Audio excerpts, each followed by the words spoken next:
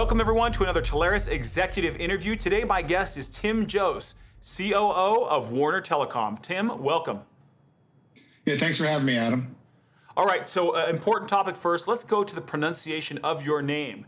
Tim, I've heard you referred to as Tim Juice, and of course everybody knows who Tim Juice is. Correct pronunciation is Jost. Is that correct?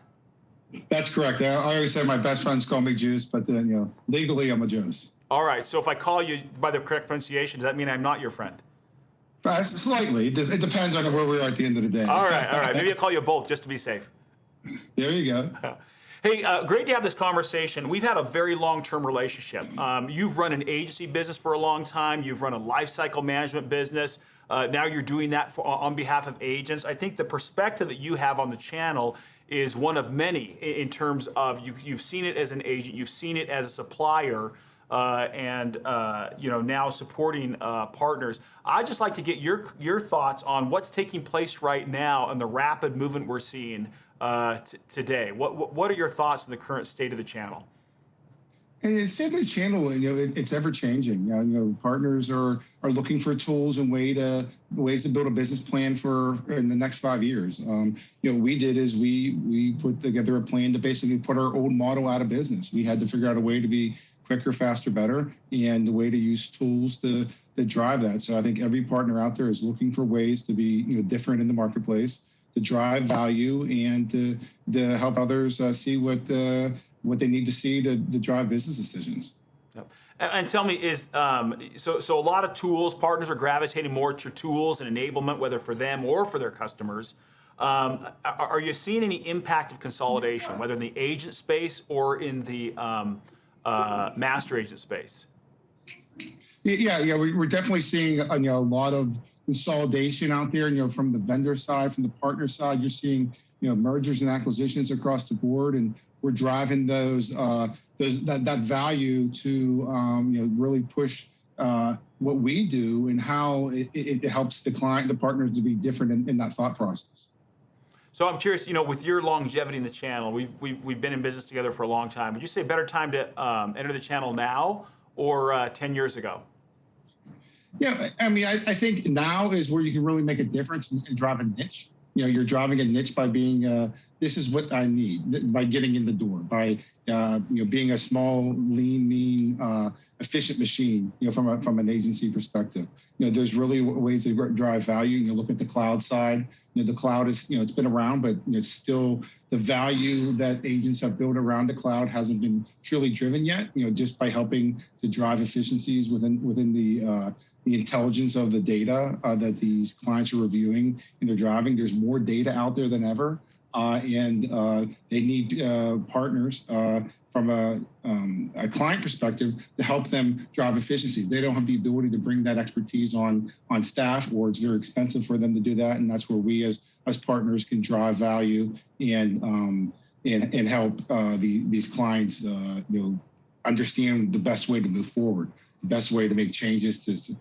support your business. So, I think that's kind of a common reason some of these enterprise leaders or areas of focus leaders within these mid-enterprises, which the channel really has gravitated, go from SMB up to mid-enterprise, and we're seeing so much of that there. You mentioned kind of making sense of the data, kind of the overwhelming influx of information they have, and trying to make sense of it. Are there any other compelling reasons that you're seeing that that leaders out there at enterprises are seeking out channel partners?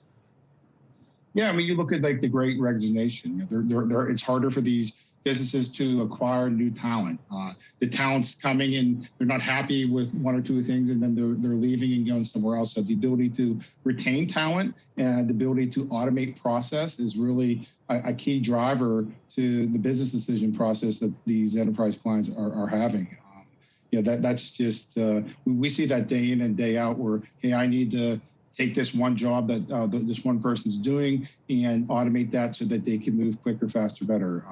I always use the analogy that, that the team's going to stay there, but we're going to give them the tools to be efficient. So, instead of digging a hole with a shovel, they're going to dig a hole with a backhoe, quicker, faster, better across the board. And it helps them retain talent because they're not overwhelmed. It helps them retain talent because they're not stressed. And then it also gives them a defined process moving forward. So if things do change, that they have it documented. It's not lost in some Excel spreadsheet that they can't find everything that they need to do. So compelling factors being labor constraints, confusion in the market, data issues. So they reach out to partners as a result of that. How would you say Warner Telecom is assisting in that regard, with regard to either labor, constraints that they're dealing with, or information overload? Yeah, we have first from the labor constraints, so we're giving them the tools that. Like recently, we had a customer tell us it was taking them between 7 to 10 man hours or man days a month to do a job. Processing fouls, processing exceptions. We were able to take that and get that down to 10 minutes by using advanced algorithms and data ingestion. So as much as we're automating process and procedure for the clients, we're doing that for ourselves, where we're decreasing our time that it takes over time to support our clients and to drive efficiencies. And at that point, it's the secret sauce. Like, they don't need to do it anymore. We're there, and we're just always that business partner that they can rely on to get the job done each month over month. So I'm sure, addressing a need like that for a customer in a more efficient way than they can, how long do your customers end up sticking around? Yeah, so for our fully managed service, we have customers that have renewed 3, 4, 5 times, on 3-year deals over the years. So they don't typically leave because they have the support that they need. They have the resources when things, new things come up, and then they also have a process there that it's process. It's something they don't need to worry about. It's the easy button, that they're pressing when they're using our service from a fully managed solution side. So what is the difference? I mean, a lot of people refer to it as TEM. You've used the term lifecycle management. What is the difference between those? Yeah, with our enterprise technology management solution, we're going across all 4 verticals, landline, mobile, cloud, and software services. We're ingesting data. So we have about 80 connectors where we can ingest data from like ServiceNow, Salesforce, Twilio, Oracle, SAP. We have 750 different invoice ingestion tools with the global carriers to ingest data. So all that data is coming into basically a huge lake of data. Once it hits that lake, we're then processing that for exceptions. So if their system initiates a change and the service isn't disconnected, we get the disconnect on. If they need to see their IP addresses, if they need to see their cloud consumption or their mobile devices, or maybe we can direct connect to their HR system, so as people leave the organization, it's going to automatically flow to us so that we can decommission those phones and do different things like that. So we're looking for the more from the reviews that we've done, the more APIs that we have into the client's carriers and or the client systems. Our longevity is, we're rock solid. We're staying in there. We're an important part of their everyday process that they're doing to have the right checks and balances in place to manage change, because change is happening every day. So you think partners get that? I mean, I know you've been out there evangelizing. Initially, I think you guys started out as an organization just, going direct to customers. You engaged the channel, offering this as a service to the channel several years ago. What do you think partners are missing in finding opportunities like this? Yeah, it's a simple thing as, enterprise technology management versus TEM. TEM is, I get a bill, I pay a bill. There's really no intelligence behind it. Our system is automated process and procedure, ingestion. It's the resources to manage change. It's across all these different services to automate process. TEM is, bill received, bill paid. Is it right? I don't know. I paid it. Our service, validates all that and streamlines that process around the payment and the payment side and the inventory side. Got it. So tell me, what do you see? I mean, in terms of, as this progresses on, future of the channel, what kind of things do you see coming at us in terms of, evolution of the channel? What partners are going to be selling more of in the future? What customers are going to be looking for? What's your thought there?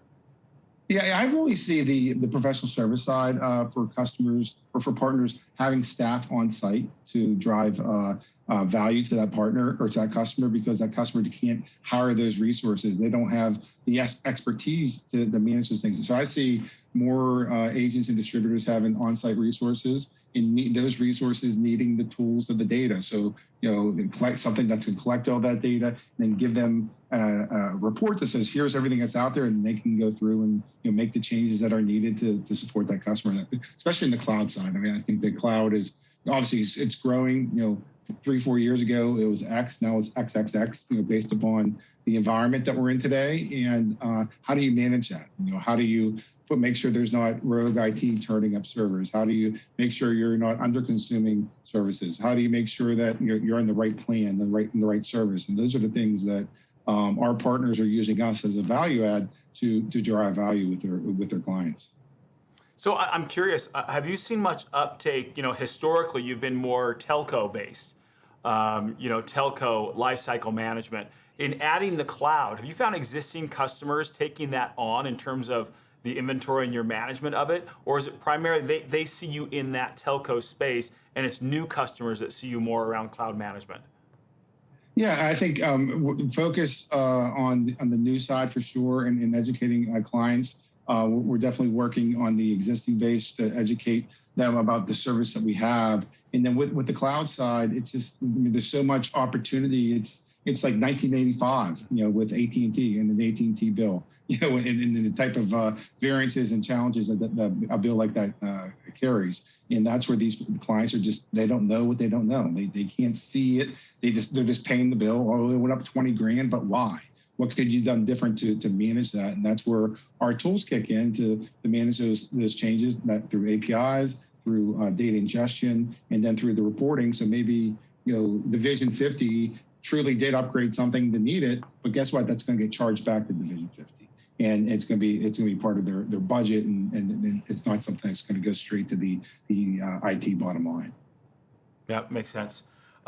Look, Tim, I think you've been an incredible partner as an agent. Seeing you transform as a supplier has been an amazing thing to behold. Any final thoughts you want to share with our partners in terms of what Warner Telecom can do for their business? Yeah, I mean, our enterprise technology management solution is really powerful. It's a powerful tool that partners can utilize on a white label, retail, and software as a service option. So depending on your needs and the ways you want to interact with your clients, we can brand it to your company. We can bill it to them and pay a commission, or we can work on from a white label perspective. So there's a lot of different ways to engage. Use our tools. If you try to build it yourself, you're probably going to get done, but you might be 5 to 7 years behind the curve by the time you make that happen. So use our platform that's already built and ready to go. Fantastic. Tim, thank you so much for your time. Everyone, Tim Jost, CEO, COO of Warner Telecom, great partner and supplier to Telarus Partners. You'll see them at events. You'll see them at education seminars. Make sure you engage them, talk to them about your existing and future customers.